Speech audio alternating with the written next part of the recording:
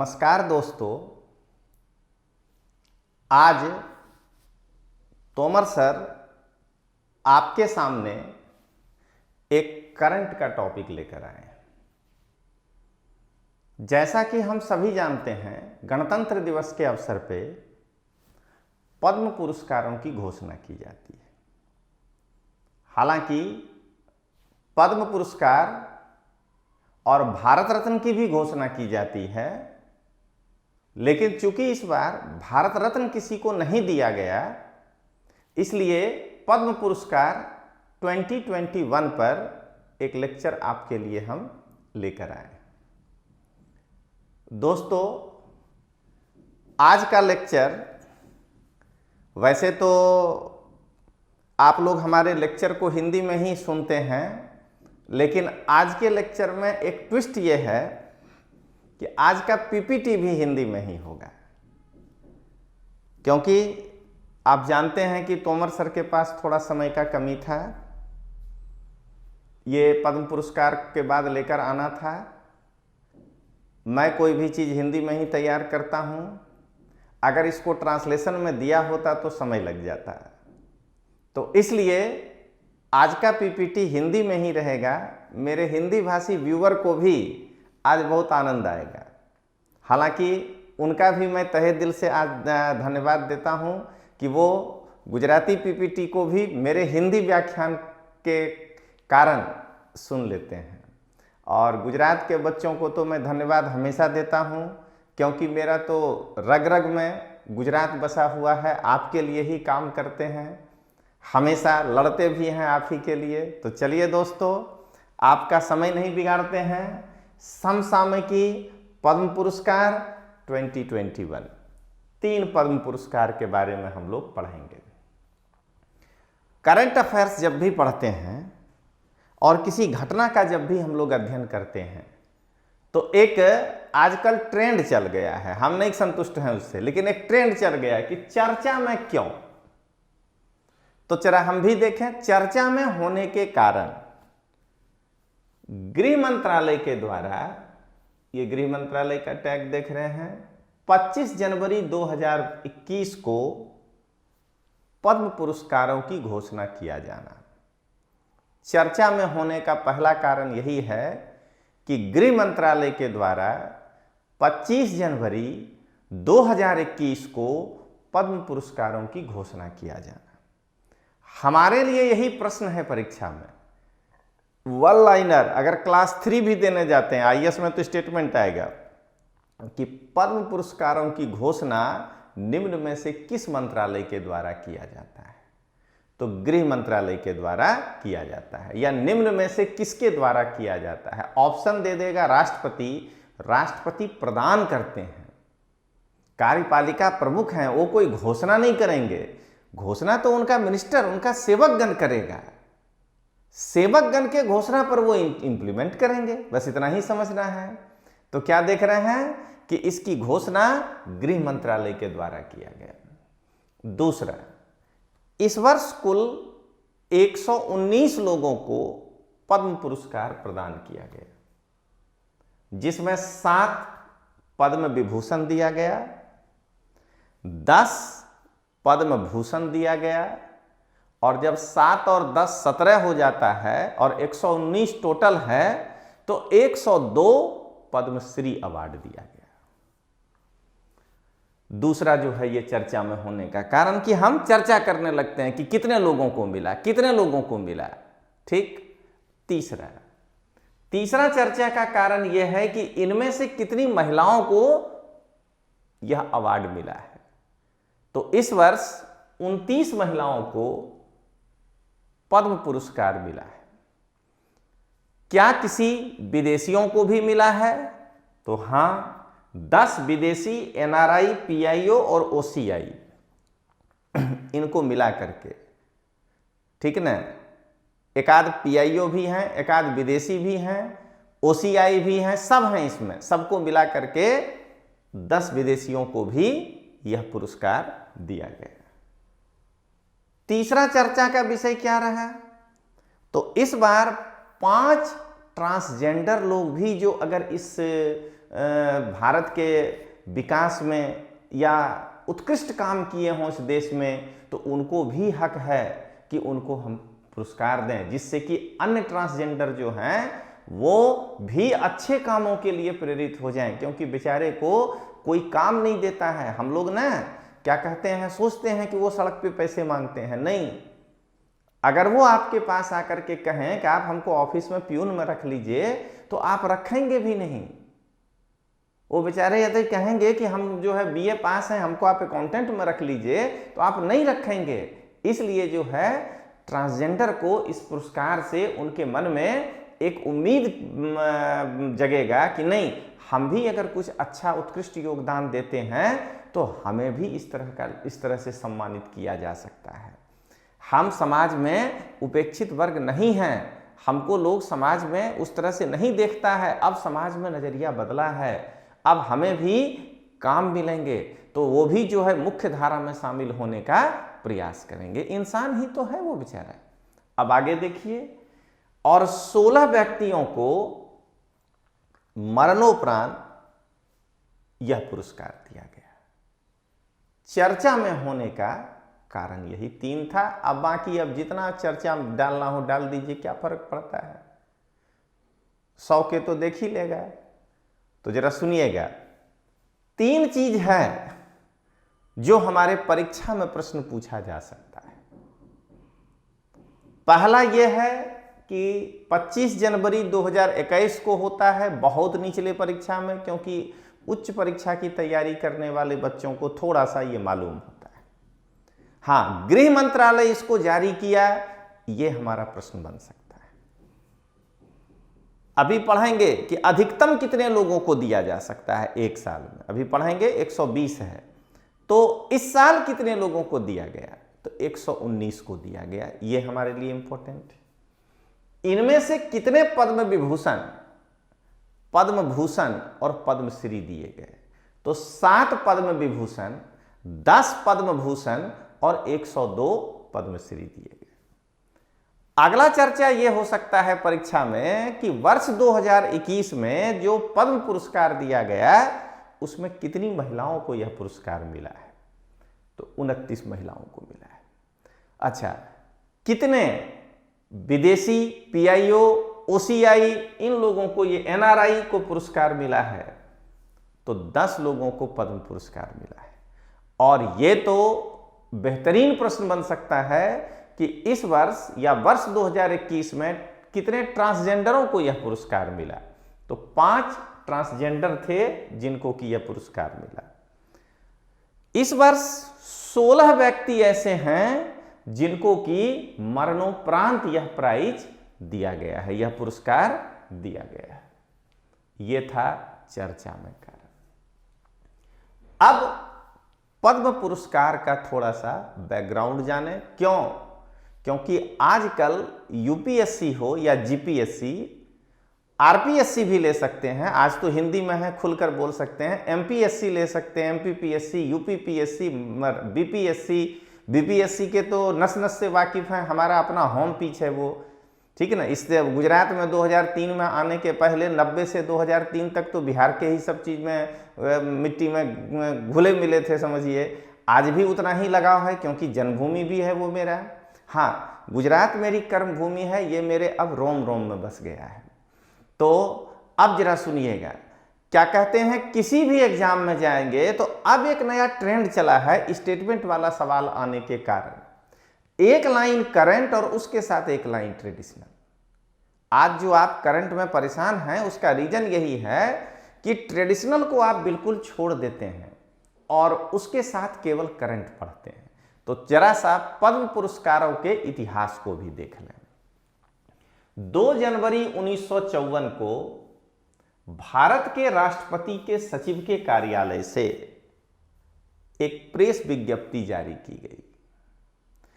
2 जनवरी 1954 को राष्ट्रपति के सेक्रेटरी के कार्यालय से एक विज्ञप्ति जारी की गई और 2 नागरिक पुरस्कार की घोषणा की गई। उस समय 2 ही थे, एक भारत रत्न और एक पद्म विभूषण।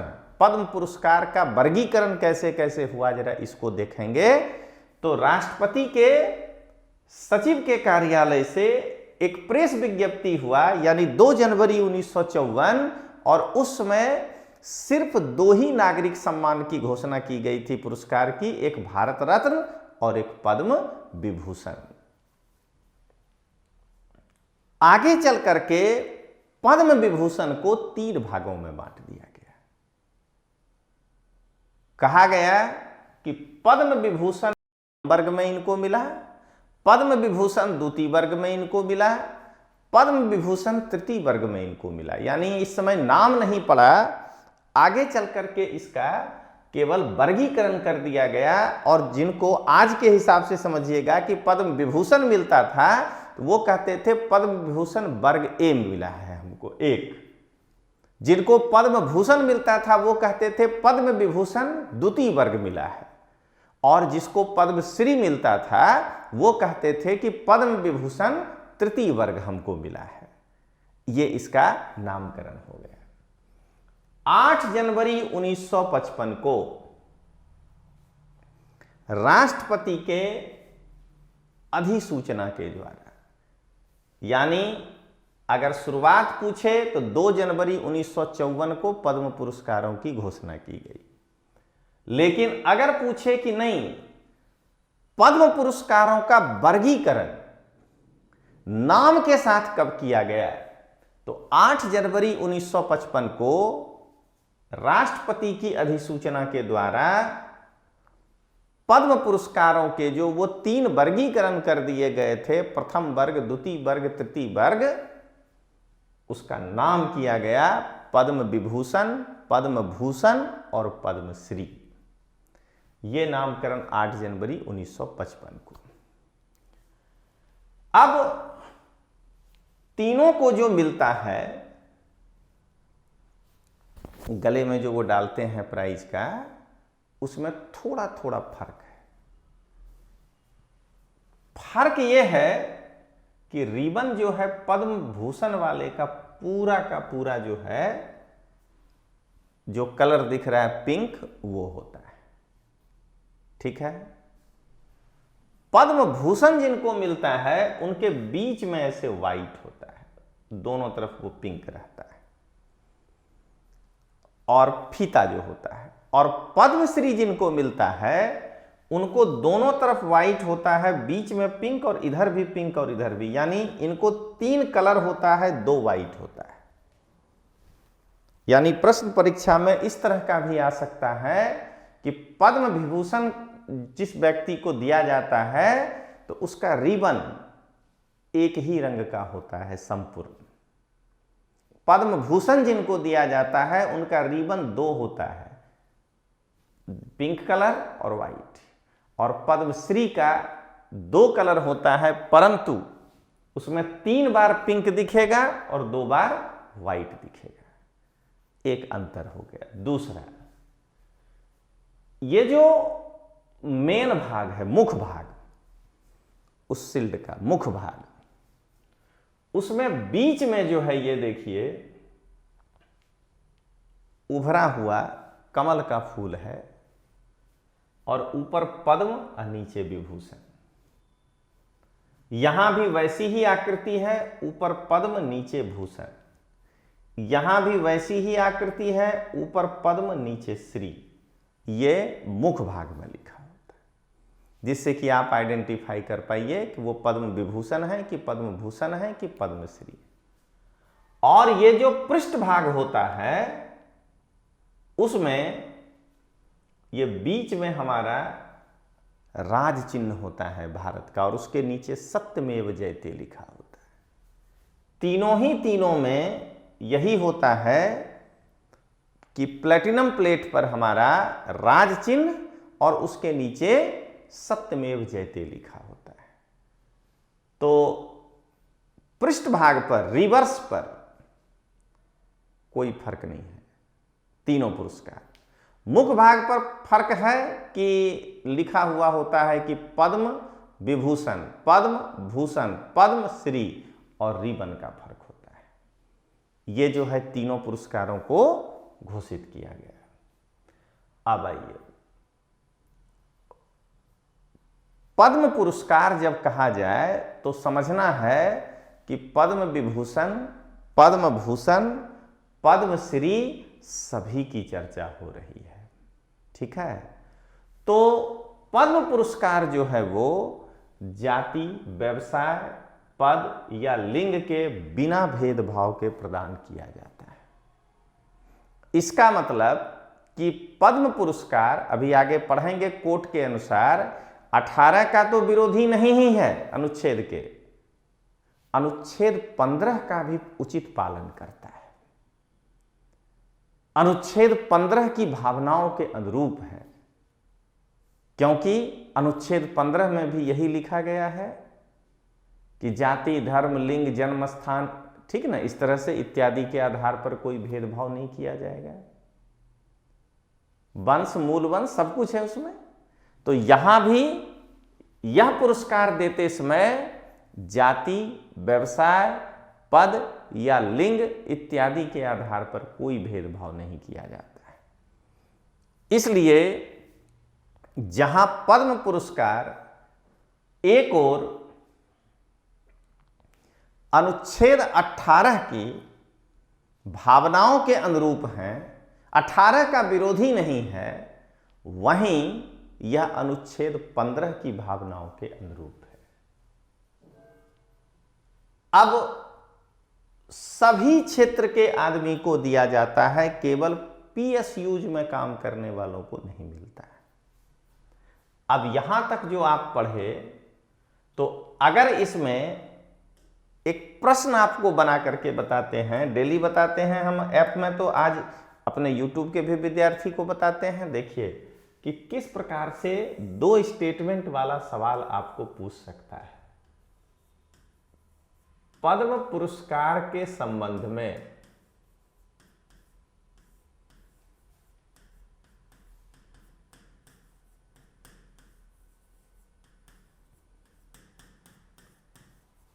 निम्न कथनों पर विचार करें।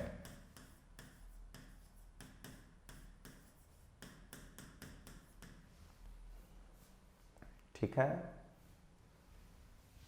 पहला, 8 जनवरी 1955 को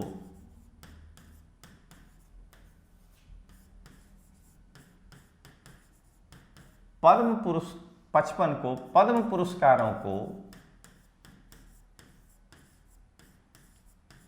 3 वर्गों में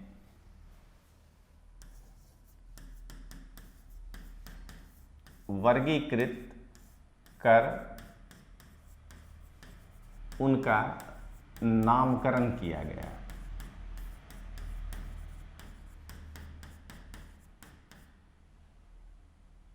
यथा,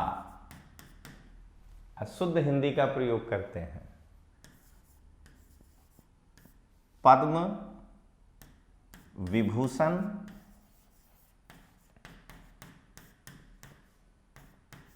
पद्म भूषण एवं पद्मश्री। दूसरा, जहां एक ओर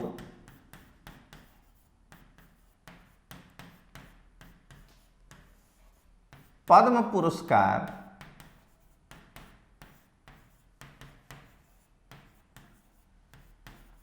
अनुच्छेद 18 का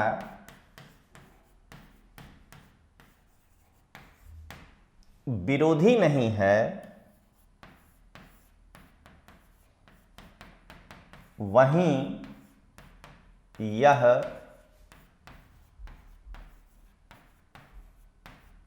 अनुच्छेद 15 की भावनाओं के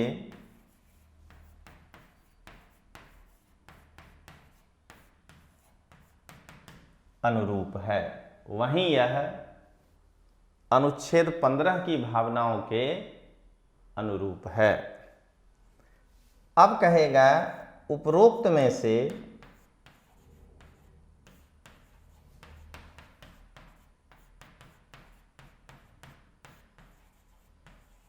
सत्य कथन पहचाने। देख रहे हैं ना, हो गया करंट का सवाल, पॉलिटी का सवाल। अब हम लोग लड़ते रहेंगे परीक्षा के बाद कि ये तो करंट था, हम कहेंगे ये तो पॉलिटी था, ऐसे करके। ए केवल एक, बी केवल दो, सी केवल तीन, डी सॉरी सी एक और दो दोनों,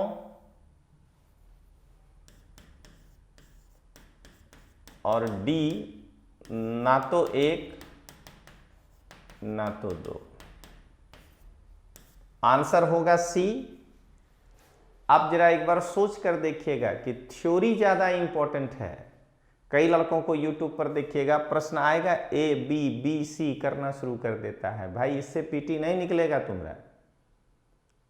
थ्योरी अगर आपका पढ़ा हुआ है तो ये हम जब पहले पढ़ा दिए, बताइए कि ये सवाल कितना इजी है। आजकल यूट्यूब पर बच्चा यही कर रहा है, बैठ करके क्विज खेलता है। कई सारे हैं कोचिंग वाले क्विज खिलाते हैं। ज्यादातर यूट्यूब पर क्वेश्चन आंसर कराया जाता है। अरे हमारे बिहार में कहावत है कि घोंघा का मंत्र नहीं जानता है, करैत सांप के बिल में हाथ डलवा रहे हो। बच्चे को पहले थ्योरी तो पता होना चाहिए।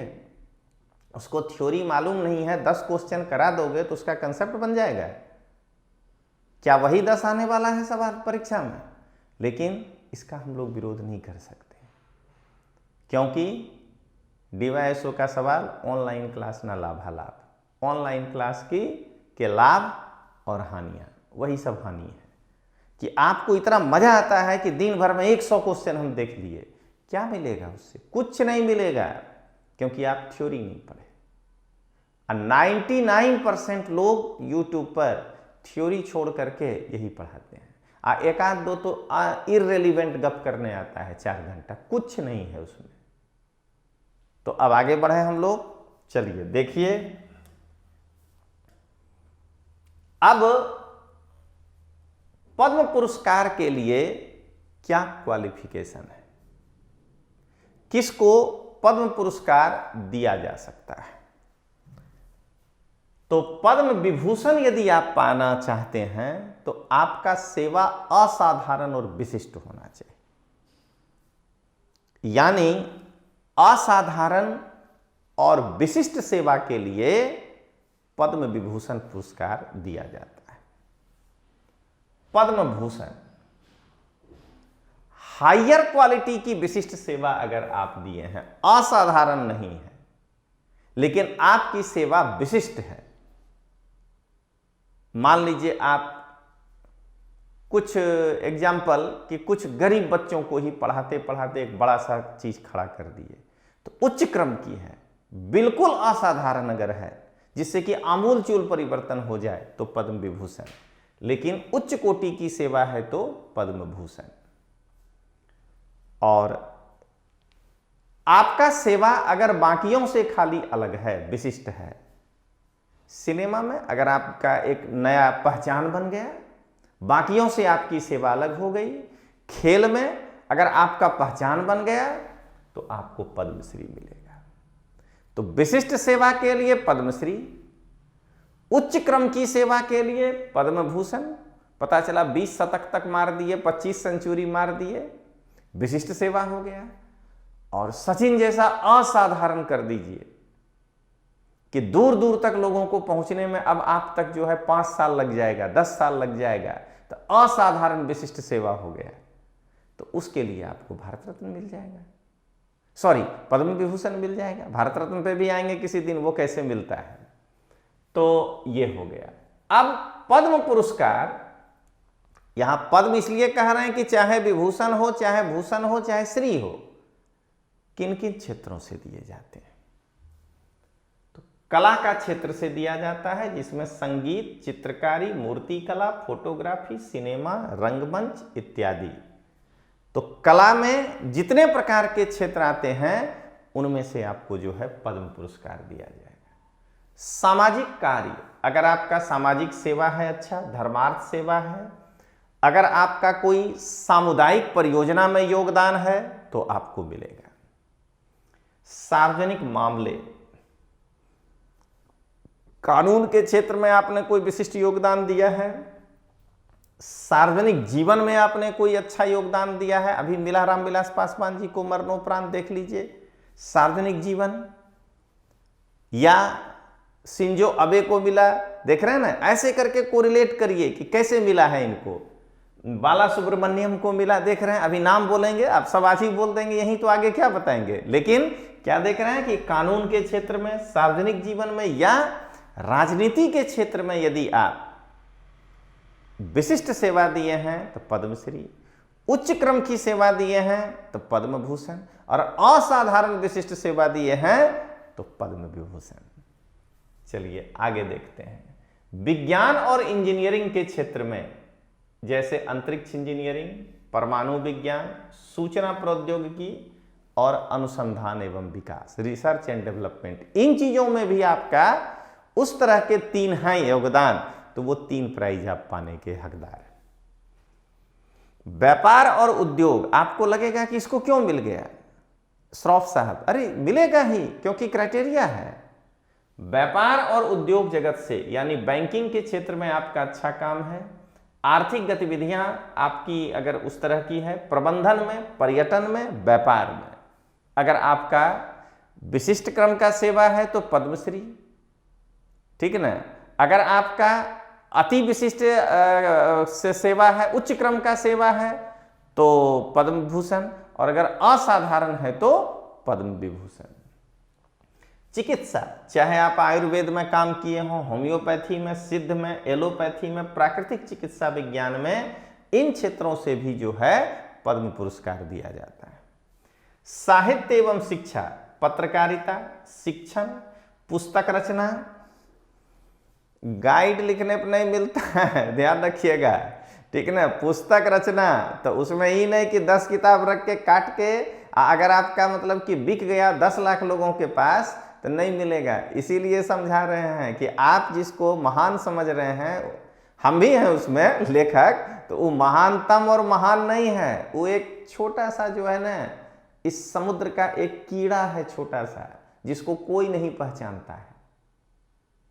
चूंकि आप परीक्षा दे रहे हैं और उस किताब को पढ़ रहे हैं, इसलिए वहां गोदान जैसा किताब लिखना पड़ता है, तब जाकर के मिलता है, ठीक है ना। वहां कभी नर्मद बनना पड़ता है, कभी नर्मद बनने पर होता है, ये नहीं कि साहित्यकार का कोई दूसरा किताब लिखा था गुजरात की अस्मिता, और उससे चुरा करके अगर हम बढ़िया से सेटिंग कर देंगे तो पद्म पुरस्कार नहीं मिल जाएगा।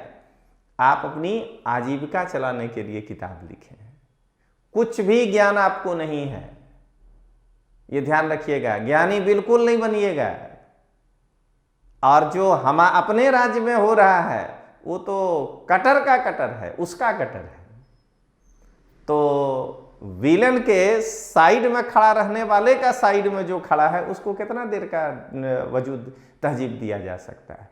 इसीलिए मेरा सम्मान उनके प्रति नहीं होता, ओरिजिनल काम नहीं करते हैं वो। सबका यही है कि बस 5 किताब कोई मिल जाए, उसको लेके हम जो है इकट्ठा करें। आज ये सब कुछ गृह मंत्रालय वगैरह का साइट को खंगाल खंगाल के तब अपने से लिख करके तैयार करके आपके पास आए हैं। बहुत जल्द आ रहे हैं आर्थिक समीक्षा को लेकर के, चिंता नहीं करिएगा। ओरिजिनल आर्थिक समीक्षा पढ़ रहे हैं, किसी से कोई मतलब नहीं है, और तब देखिएगा लेकर आएंगे और सबसे अलग दिखेंगे। आपको दावा करते हैं कि सबसे अलग दिखेंगे। डेटा भले कोई चुरा लेगा बट उसका एक्सप्लेनेशन तो नहीं कर पाएगा ना, आपको दिख जाएगा कि ये कितना ओरिजिनल चीज है। तो तोमर सर के पास करंट के लिए बस क्या होता है, समय की कमी होती है। 4-4 टॉपिक आपको हम पढ़ाते हैं, इतना बड़ा विशाल क्षेत्र लेके बैठे हैं। इतिहास अगर बढ़िया हो जाए तो आईएएस में 17 प्रश्न, भूगोल अगर बढ़िया हो जाए तो आईएएस में 10 प्रश्न 27, संविधान अगर बढ़िया हो जाए तो आईएएस में फिर 17 प्रश्न 37 और 7 44, और अगर साइंस टेक भी उसके साथ बढ़िया हो जाए तो और बढ़िया 57 क्वेश्चन 100 में से 50% के सिलेबस को पकड़ के रखे हैं, जिसकी गुणवत्ता चैलेंज करते हैं कि दिल्ली में भी देने वाले लोगों को पानी पिला सकते हैं, वो देते हैं आपको। लेकिन अब इसके बाद एक इंसान को करंट में भी उतारना चाहिएगा तो वो 4 चीज छूट जाएगा। लेकिन बीच बीच में आपको दिशा देते हैं कि देखिए कैसे पढ़ना है। अब आप सोच करके देखिएगा, 57 क्वेश्चन तो ट्रेडिशनल ही हो गया ना। अरे संविधान में ही 2-3 क्वेश्चन बन सकता है ना करंट, और थोड़ा सा इसमें, तो 57 में 40 तो ट्रेडिशनल बना। 100 नंबर लाना है, 80 मार्क तो खाली ट्रेडिशनल दिख रहा है पीटी पास करने के लिए। 4 विषय जीपीएससी में पकड़ के रखे हैं। कितना बड़ा पार्ट है जरा सोच के देखिएगा। 50 क्वेश्चन में से 40 क्वेश्चन खाली भारत का इतिहास का है, गुजरात छोड़ दीजिए तो। 50 से ऊपर पॉलिटी का क्वेश्चन है 90, 50 क्वेश्चन भूगोल है 140, और 40 प्रश्न जो है ये साइंस एंड टेक है। जरा गिन के देख लीजिए, आपको 180 250% को पकड़ के रखे हैं। जीपीएससी में तो आज भी मेरिट 140 से ऊपर नहीं जाता है। 150-60 चला गया तो अति हो जाएगा, लेकिन नहीं समझता है बच्चा, दूसरे के बहकावे में आ जाता है। अरे करंट भी पढ़ दो, तो किसी से पढ़ रहे हो, नहीं है पकड़ा रहा है। क्यों? क्योंकि इस तरह से नहीं बताने का क्षमता है। लेकिन इकोनॉमिक सर्वे ऑफ इंडिया बिल्कुल लेकर आ रहे हैं, चिंता नहीं करिएगा। प्री और मेंस के जैसा लेकर आ रहे हैं। मेंस भी दिखाएंगे उसमें कैसा है, और यूट्यूब पर आएंगे उसको लेकर। चलिए दोस्तों आगे बढ़ें। तो पुस्तक रचना, साहित्य, कविता, शिक्षा का प्रसार, साक्षरता को बढ़ावा देना और एजुकेशन में रिफॉर्म के क्षेत्र में अगर आपका योगदान है तो आपको जो है मिलेगा। 8वां, ऐसा नहीं है कि यूपीएससी जीपीएससी वालों के लिए प्लान नहीं है पद्म अवार्ड। देखिए लिखा है, सरकारी सेवक के द्वारा सिविल सेवा में अगर आपका उत्कृष्ट योगदान है तो भी आपको पद्म पुरस्कार मिलेगा। खेल देख लीजिए, लोकप्रिय खेल, एथलेटिक्स, साहसिक कार्य, पर्वतारोहण के खेल को यदि आप बढ़ावा दे रहे हैं तो भी आप पद्म पुरस्कार पाने के हकदार हैं। सचिन तेंदुलकर पद्म, और भारत रत्न में भी यही क्राइटेरिया है। तो क्या कहते हैं आप जो है, और अन्य, यानी अब इसमें कुछ भी रख सकते हैं। किसी भी क्षेत्र में विशिष्ट सेवा, उच्च क्रम की सेवा, असाधारण सेवा, तब भी मिल जाएगा। तो ये आपका क्राइटेरिया बताए कि किनको किनको पद्म पुरस्कार मिल सकता है। अब आइए, पहले यहां जो लिखा है फिर उसको समझाते हैं भाषा। कहता है पद्म पुरस्कार की उच्च श्रेणी केवल उसी व्यक्ति को प्रदान की जाती है जहां पहले पद्म पुरस्कार से सम्मानित होने के बाद कम से कम 5 वर्ष की अवधि समाप्त हो गई हो। यानी अगर आप डायरेक्ट एंट्री मारते हैं तो नो प्रॉब्लम, ठीक ना, मैंने सीधे पद्म विभूषण में चले जाते हैं तो नो प्रॉब्लम। लेकिन एक बार अगर आपको पद्मश्री मिल गया तो अब अगले 5 साल तक इससे ऊंचा वाला पुरस्कार आपको नहीं मिलेगा, ठीक है। या पद्म भूषण मिल गया तो पद्म विभूषण के लिए आपको 5 साल इंतजार करना पड़ेगा, यही कहता है।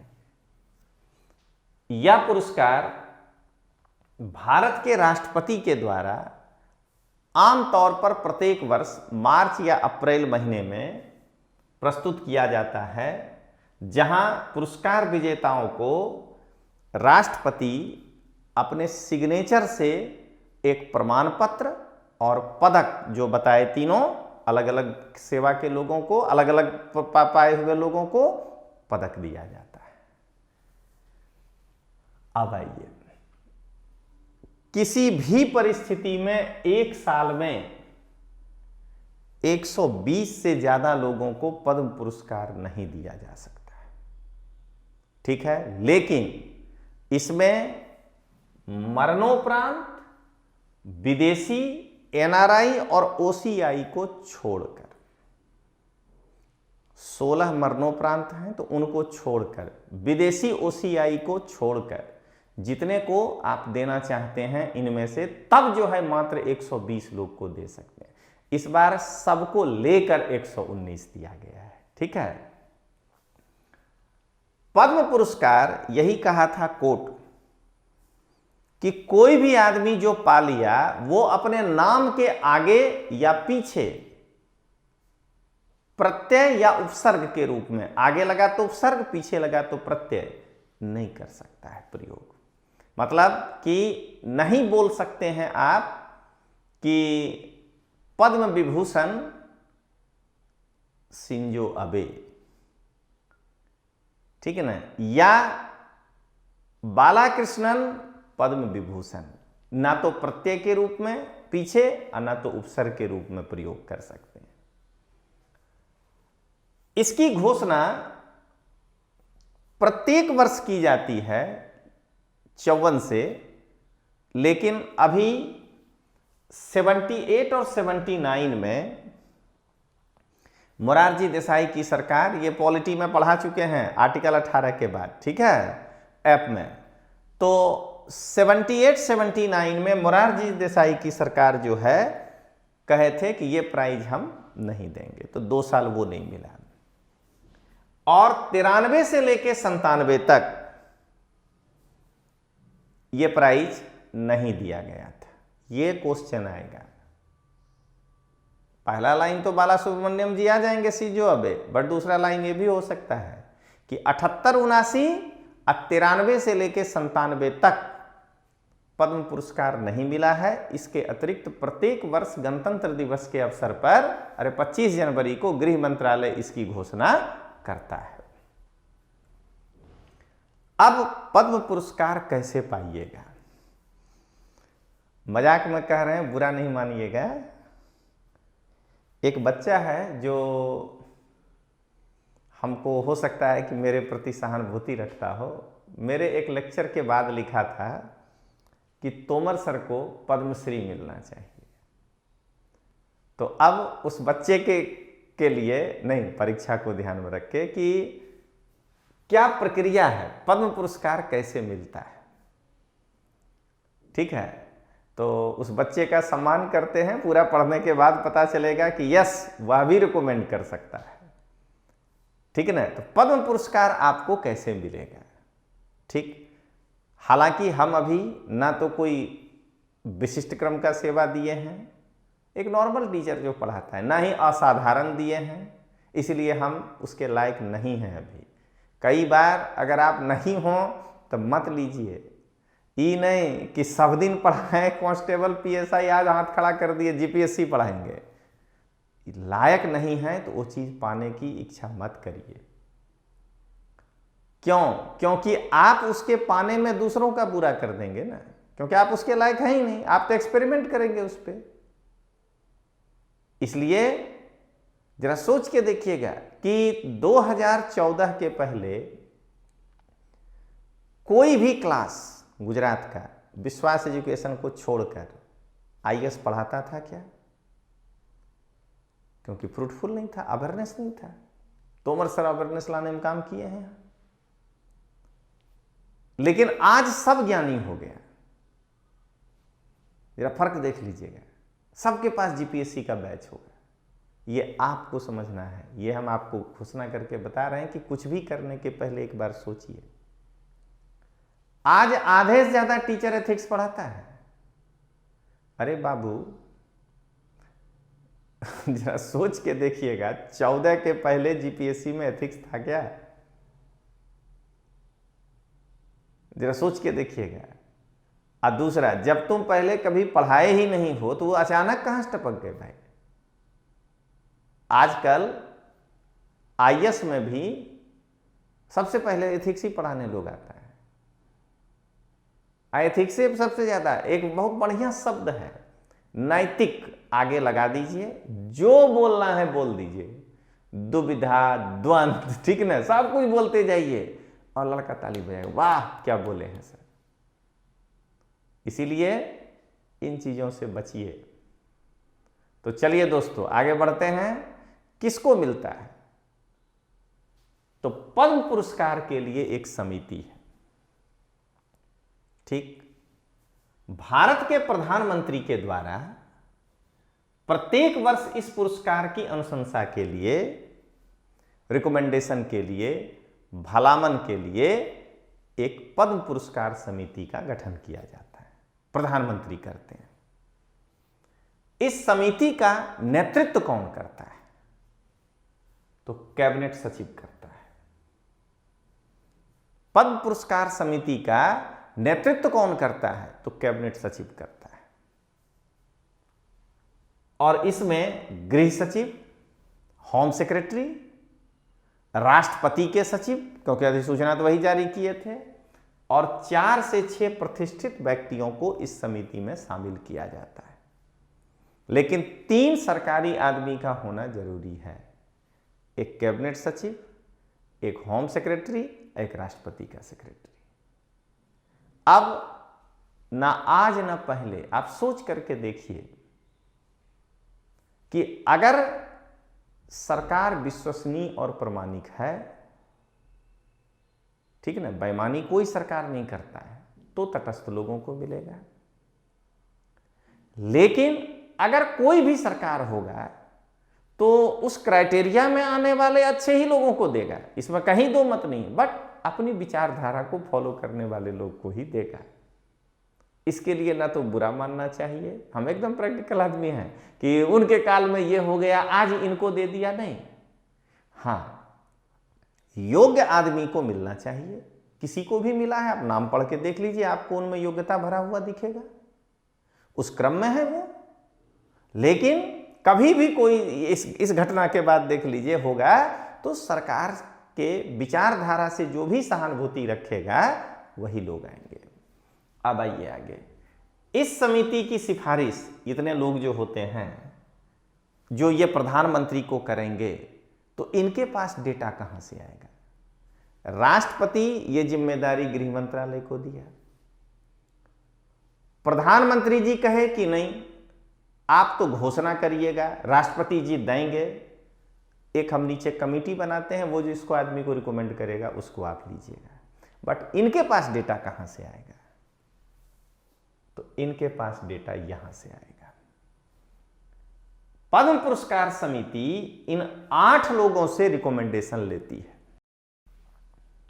सभी राज्य और केंद्र शासित प्रदेश का सरकार, गवर्नमेंट अगर किसी व्यक्ति को रिकमेंड किया, मिल ही जाएगा ये नहीं, 200 रिकमेंडेशन आ गया तब फिर ये कमेटी बैठ के तय करेगी कि किसको देना है।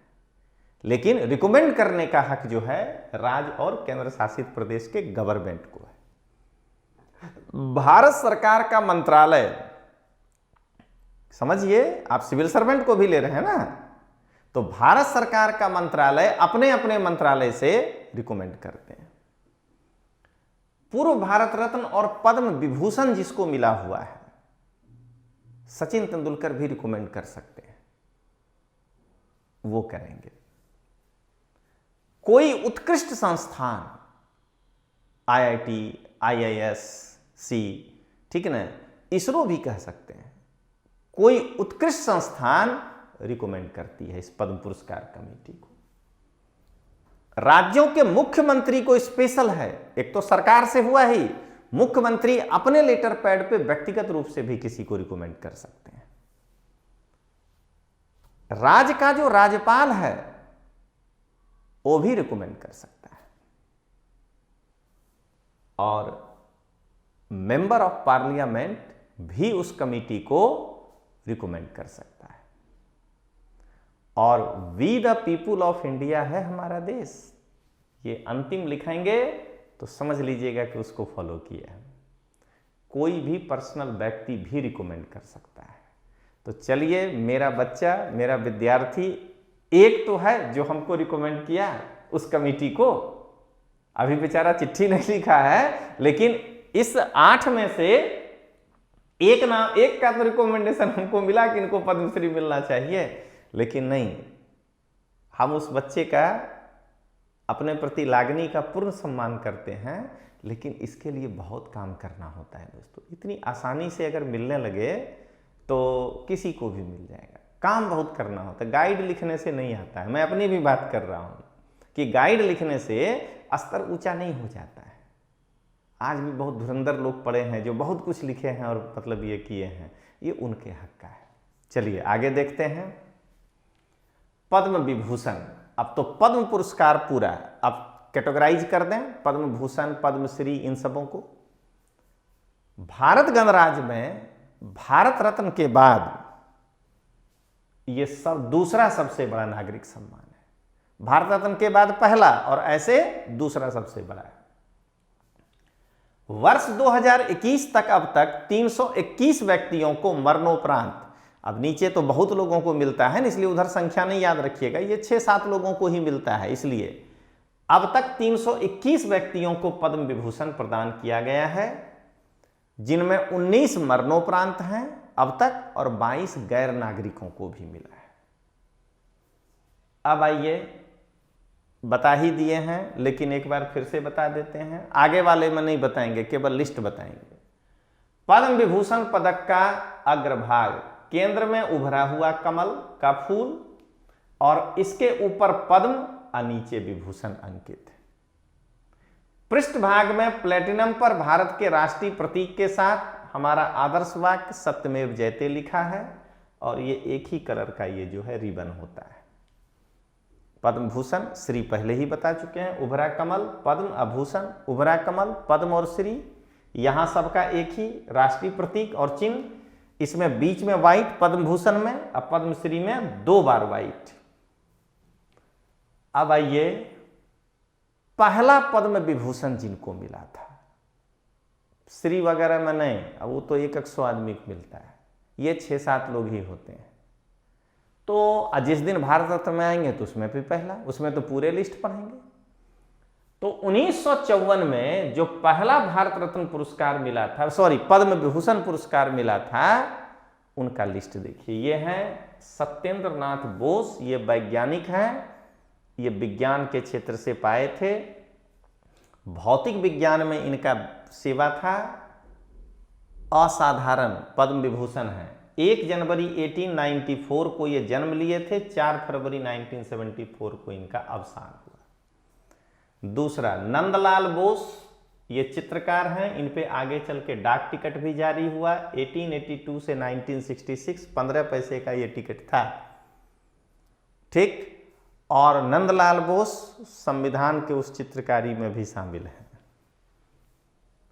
जाकिर हुसैन भारत के राष्ट्रपति रहे हैं, इनको मिला है, 20 पैसे का टिकट है, डाक टिकट, 1897 से 1969 तक ये रहे हैं।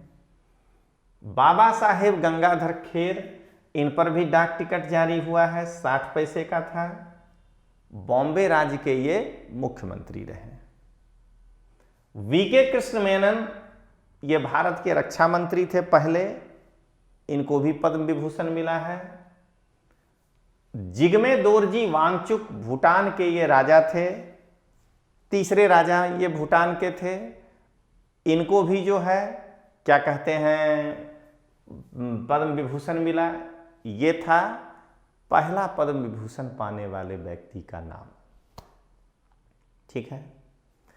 अब 2021 में जिनको मिला, तो शिंजो अबे हम लोग जानते हैं, अहमदाबाद भी आए थे, ये जापान के प्रधानमंत्री हैं, बुलेट ट्रेन अपने को देके गए हैं, उसमें सहयोग है इनका। ये सार्वजनिक क्षेत्र से हैं, प्रधानमंत्री हैं तो सार्वजनिक क्षेत्र से ही होंगे, जापान के प्रधानमंत्री। एसबी बाला सुब्रमण्यम, इनको मरणोपरांत दिया गया है, ये कला के क्षेत्र से हैं, तमिलनाडु भारत के हैं ये। अब आइए, बेले मोनप्पा हेगड़े, ये चिकित्सक हैं। अब देख लीजिए, आपको फील्ड कैसे पहले बता दिए तो क्लियर हो रहा है। कर्नाटक भारत से हैं। नरेंद्र सिंह कापानी, ये डॉक्टर हैं, फादर ऑफ फाइबर ऑप्टिक्स इनको कहा जाता है, विज्ञान और अभियांत्रिकी और फाइबर का ये जो है ये किए, तो ऑप्टिक्स फाइबर, जिसके कारण आज हम 5G वगैरह में जा रहे हैं भारत में, यूएसए में है, यानी ये किस में आए, एनआरआई, पीआईओ, ओसीआई, ठीक ना। तो ओसीआई पीआईओ तो नहीं हुए, ये एनआरआई की श्रेणी में आए। तो क्या देख रहे हैं, नरेंद्र सिंह कापानी, इनको मरणोपरांत दिया गया।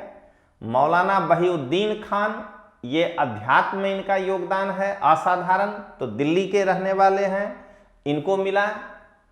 ब्रजवासी लाल, इतिहास के छात्रों को तो नमन करना चाहिए कि एक इतिहास के क्षेत्र से पद्म विभूषण मिला।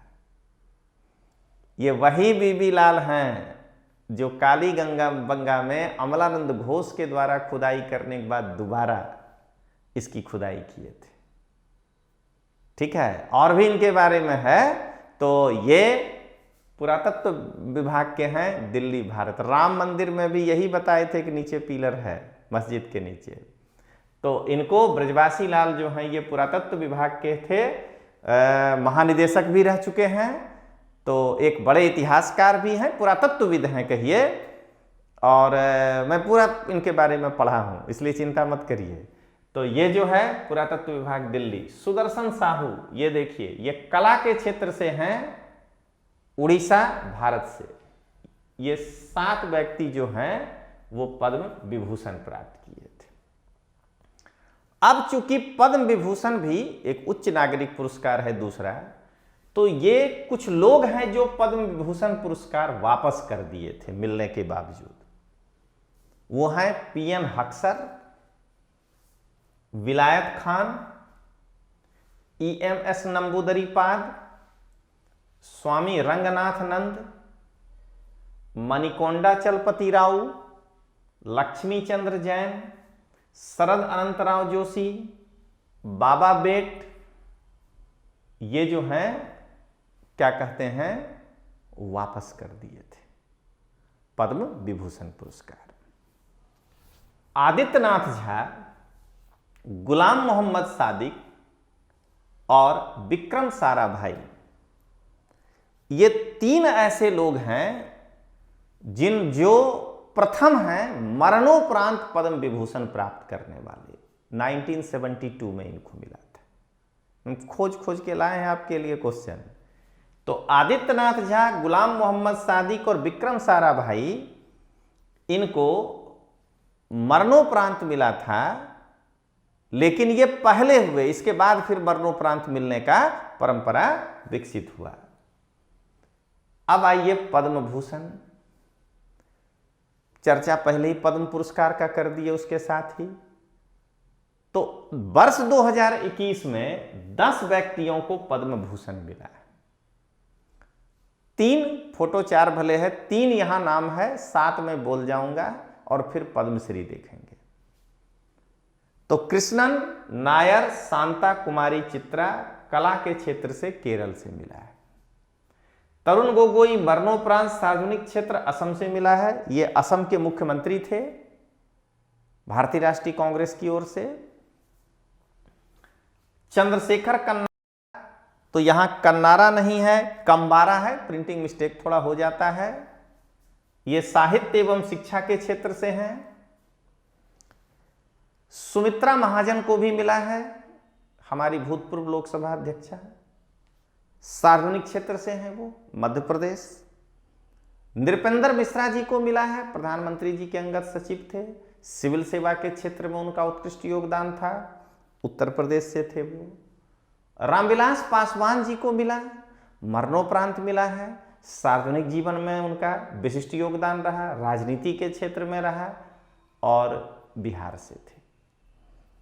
श्री केशुभाई पटेल, मरणोपरांत उनको मिला है, उनका भी सार्वजनिक जीवन में एक शानदार कैरियर रहा है, वो गुजरात से बिलोंग करते हैं, तो गुजरात भारत। श्री कालवे सादिक, इनको भी मरणोपरांत मिला है, आध्यात्म के क्षेत्र में इनका भी शानदार योगदान रहा है, ये उत्तर प्रदेश से हैं। रजनीकांत देवीदास श्रॉफ, ये ट्रेड एंड कॉमर्स के क्षेत्र से हैं, यानी व्यापार एवं उद्योग के क्षेत्र से हैं, महाराष्ट्र से बिलोंग करते हैं। और तरलोचन सिंह सार्वजनिक क्षेत्र से हैं और ये हरियाणा से बिलोंग करते हैं। ये हो गए पद्म भूषण। अब पद्मश्री, एक ही बार में सब कुछ पहले आगे बता दिए हैं, अब तो लिस्ट ही बताएं। तो श्री गुलफाम अहमद कला के क्षेत्र से उत्तर Pradesh. Miss P Anita sports के क्षेत्र से Tamil Nadu.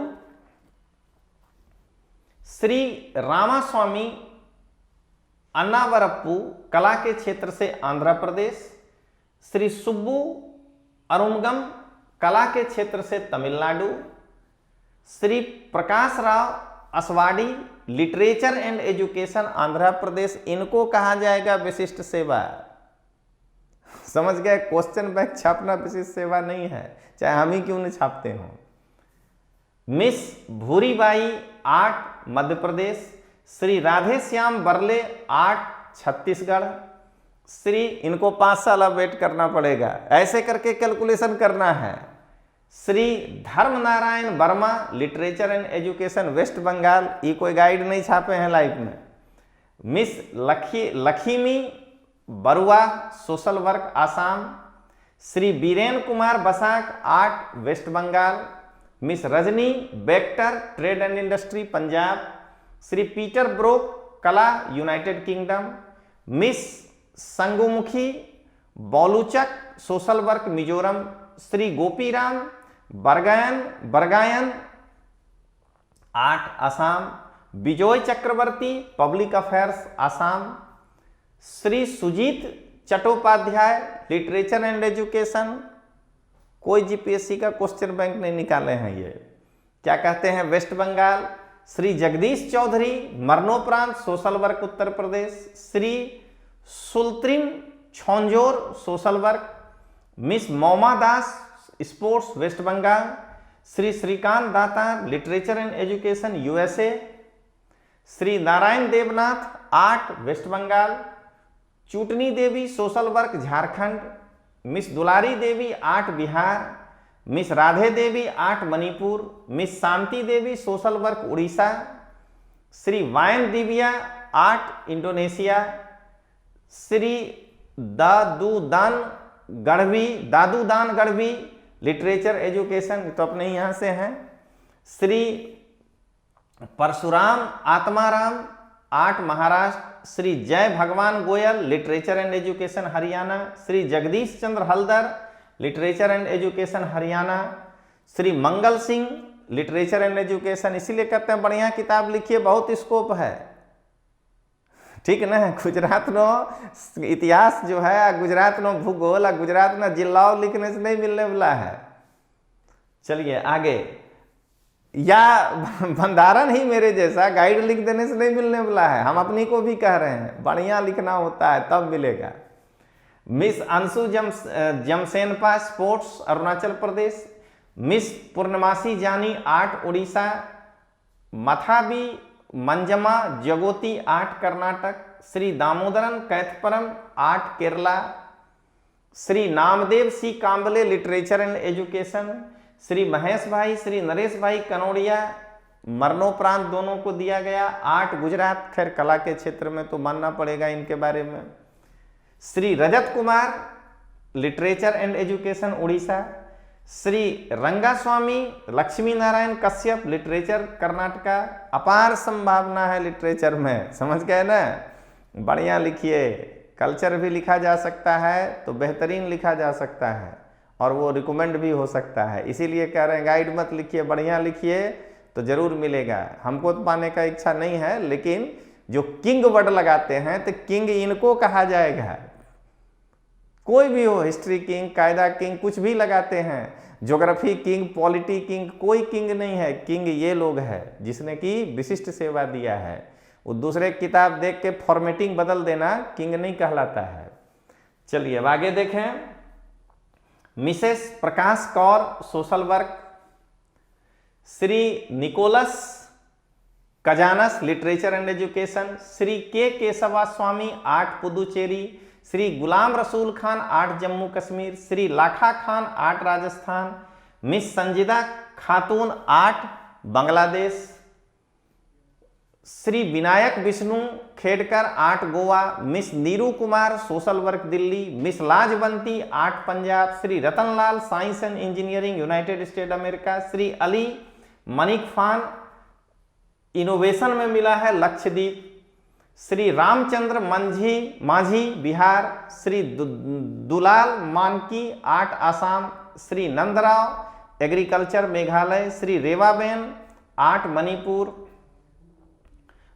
Shri Reben art Manipur, Shri Chandrakant Mehta literature and education, doctor Ratanlal Mittal medicine Punjab, Shri Madhavan Nambiar sports Kerala, Shri Shyam Sundar Paliwal social work Rajasthan, doctor Chandrakant Sambhaji Pande medicine Delhi, doctor Jain Pande मरणोपरांत medicine Delhi, Shri Solomon Pappaiah literature and education Tamil Nadu, miss Pappammal agriculture Tamil Nadu, doctor Krishna Mohan Pathi medicine Odisha, miss Jayanti ben Jamshed Jamuna Das Popat trade and industry Maharashtra, Shri Girish Prabhune social work Maharashtra, Shri Nanda Prusty literature and education, Shri K Ramachandra Pulavar art Kerala, Shri Balan Putheri literature and education Kerala, miss Biru Bala social work Assam, Shri Kanaka Raju art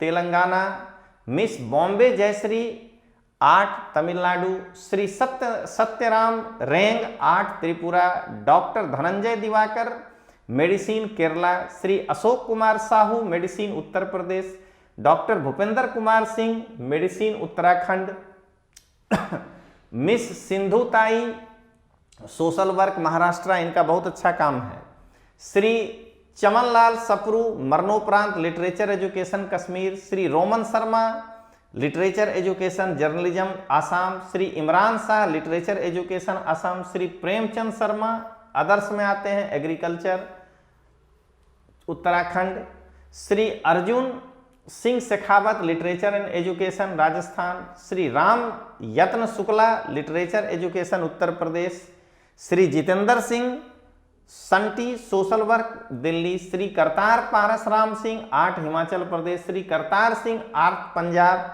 doctor Dilip Kumar Singh medicine Bihar, Shri Chandrashekhar Singh others agriculture Uttar Pradesh, miss Sudha Hari Narayan Singh sports Uttar Pradesh, Shri Virender Singh sports Haryana, miss Mridula Sinha मरणोपरांत literature and education Bihar, Shri K C Shivashankar मरणोपरांत art Tamil Nadu, Guruma Kamali Soren social work west Bengal, Shri Marachi Subramaniam social work Tamil Nadu, Shri P Subramaniam मरणोपरांत trade and industry Tamil Nadu, miss Needu Mola Sumathi art Andhra Pradesh, Shri Kapil Tiwari literature and education Madhya Pradesh, father Valles मरणोपरांत literature and education Spain, doctor Thiruvengadam मरणोपरांत medicine Tamil Nadu, Shri Sridhar Vembu trade and industry Tamil Nadu, Shri K Y. Venkatesh sports Karnataka, miss Usha Yadav literature and education Uttar प्रदेश,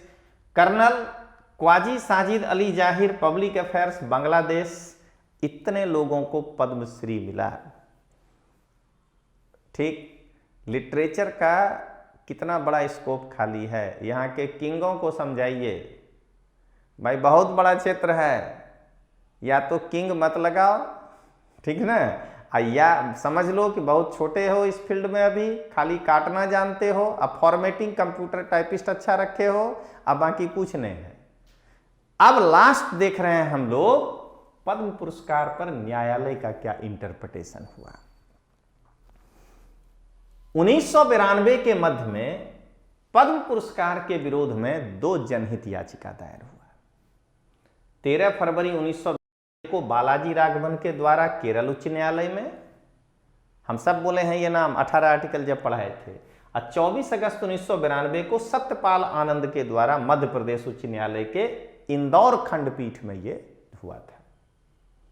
दोनों याचिकाकर्ताओं ने पद्म पुरस्कार को अनुच्छेद 18 का उल्लंघन बताया था। 25 अगस्त 1992 को मध्य प्रदेश उच्च न्यायालय ने सभी नागरिक पुरस्कार को अस्थायी रूप से निलंबित करने की घोषणा की। 93-97 अब समझ में आ गया होगा।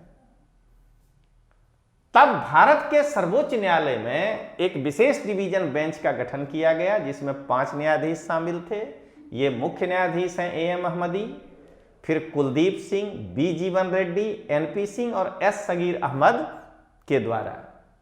इन्होंने 15 दिसंबर 1995 को ये इंटरप्रिटेशन दिया कि सभी प्रकार के पद्म पुरस्कार और भारत रत्न अनुच्छेद 18 का विरोधी नहीं है और इसको अपने नाम के आगे या पीछे आप प्रयोग नहीं कर सकते।